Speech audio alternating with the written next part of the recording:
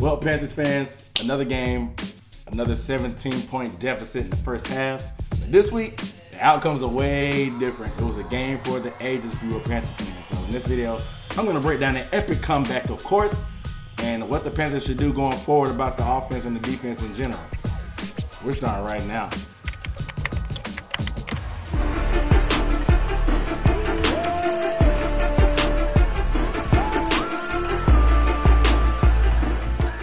What up, dude? What's up, everybody? It's Aaron Ducker here from Necessary Blunt and Sports Talk, man. You guys already know it's a channel. I might not tell you what you want to hear. I'm definitely going to tell you what you need to hear. And on this channel, I do a recap and analysis of the best division in the NFL, the NFC South. So you know if you want to see more videos about the Panthers, the Bucks, the Saints, or the Falcons, gotta hit the subscribe button below, man. You already know. Give the video a thumbs up while you're at it. Make sure you do that. Real quick, down in the comments below, you already know. Let me know what you thought about how Cam Newton played, man. He's been taking a lot of heat. A lot of y'all blame Cam Newton. A lot of y'all blame North Turner last week. Let me know what you thought about them this week in the bounce back effort and the comeback win. Let me know down below in the comments. Like I said, guys, another week, another 17-point deficit. Once they put that stat on the board, I was like, oh my God, are they really doing this? I'm like, they can't afford to get these slow starts. The Eagles are a way better team than the Redskins, and we thought they were at least. And you can't afford to get a hole like that. The defense, what can I say, man? They gave up a lot of yards. Zach Ertz pretty much had a field day. This dude is probably the best receiving tight end, no doubt. He may not be the best all around because he's pretty much just an extra receiver, but he's definitely one of the best, if not the best, receiving tight end in the league. This dude is nasty. He may not be the best at the catch like Kelsey or Gronk, or he may not be a jump ball guy like those two guys because of the size, but this dude is so smooth in his routes. His hands are ridiculous, and nobody on the Panthers wanted to guard him or could guard him. Even when we tried to follow him, he was wide open. Even when we were on him, he was making a catch. He really had a field day. We knew coming into the game they didn't have too many running backs. We were going to be able to shut down that run. They were able to run when they needed to. They weren't able to just run all over us. They did gash us at some points, but the overall numbers weren't that bad, which was pretty much surprising to me down the stretch after I saw that. Ended up getting 4 sacks, but it seemed like we couldn't get too much pressure on them until later on in the game. Of course, Luke got involved. Pep had the game-winning sack, of course. Mario got a sack, and he hurt his back a little bit too. We'll see about that.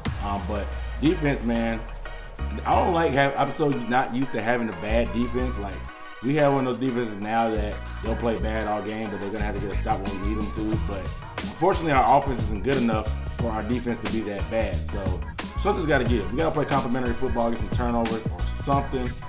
But I appreciate that fourth-quarter pass rush turning up. But defensively, Bradbury got cooked by Alshon Jeffrey all game. The secondary played pretty solid. Eric Reed, he had a lot of great tackles. Of course, he had the pregame spat with him and Malcolm Jenkins. I'll get into that a little bit later. But Eric Reed has some great tackles. I think he brought some intensity. He was a little bit too far at the deep end, on some Josh Norman-ish. We had to reel him back in. But I think he pretty much did a pretty good job in that end. Luke, TD, they played pretty decent with the tackles. Luke made some plays, of course, read out the screen. I know it was a tough day. They did a good job of getting hands on Luke and blocking him. But defense, they played decent, and they played pretty bad in the first half. Second half, Coach Rivera said that Eric Washington made some adjustments, so you got to give him credit for that. And you can see it made a difference. It allowed us to come back. I'm not going to lie, I was a little nervous because I figured if we gave them the ball back a few of those times, they were going to go down and score. But defense bent but don't break. Bent but didn't break. Excuse me. And I don't like not having a dominant defense. I guess maybe take to get used to this year because I don't think there's anything too much they can do right now to secure those woes. But it is what it is. Let's get to this offense. Offense was abysmal in the first half. Again, we came out trying to run the ball. We had a couple good runs early on, and then it just seemed like every time we got in the field goal range, there were false start penalties. There were all kind of holding penalties that backed us up. That made us have to punt because it was so windy out there. Rivera wasn't confident in the kicking game, which was for a good reason. Graham Gano missed an extra point. I think he missed another field goal too, but he ended up making one down the stretch when we needed to. But that win was a factor, yes, but I just didn't like how we started making mistakes and somebody started moving the ball. Yes, we had some spots where we just punted. But then once they actually got in the range, we didn't have to punt anyway once they actually put a decent drive together. And it was so frustrating. Like, I love watching the Panthers every week, but the games are 3.5 hours. I like enjoying the ride. I know the ending feels good to have the win, but I don't want to sit through three hours of madness, being pissed off because we're playing like crap just for 30 minutes of us going off in the fourth quarter for a 17-point comeback. The biggest comeback in franchise history. I'm proud of those boys. Let's talk about that second half offense. They finally got it going. Cam, I think, went 18 for 22 in the fourth quarter, passing for like 185 yards. He ended up with 2 touchdowns, 239. Funches had some drops early after having a great game last week, but I liked how he bounced back down the stretch. Everybody pretty much got involved. Olsen didn't have too many catches, but he did catch that game-winning touchdown. I like how they got Curtis Samuel involved. That's how they got to use Curtis Samuel, man. He's so fast. Use him in some trick plays and misdirection, especially against an aggressive defense like that we'll see a lot more times, especially next when we play Baltimore. Use that misdirection to your advantage. Curtis Samuel is a weapon. He can run some routes. Every time you bring him in, he has to have to do a gadget play, but if you're going to run a gadget play, it's like that. And that's what happens to spark some stuff out. Jerry's right. He caught a reverse. He caught a couple passes also to help us out. But Torrey Smith, man, going against his former team on a game-winning drive, that 4th down and 11, Cam Newton climbing the pocket, leaving his feet. He was in the air. His feet weren't even on the ground.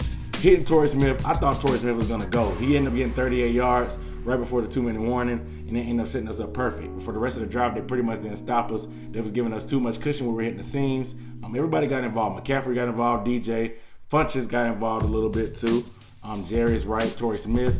And of course, Greg Olsen capped it off on the goal line. I'm not going to lie, I was for sure that we were going to run Cam, but I like North Turner with the play action going to Greg Olsen. A lot of you guys gave North Turner a bunch of crap last week for those play calls, and I spent all week defending him. Now you guys got to apologize. I want to hear y'all in the comments. Apologize to North Turner for some of that play calling down the stretch. It was a brilliant game call down the game. Cam executed. I told you it's about execution sometimes. When Cam makes those passes on point, it makes North Turner look a lot better.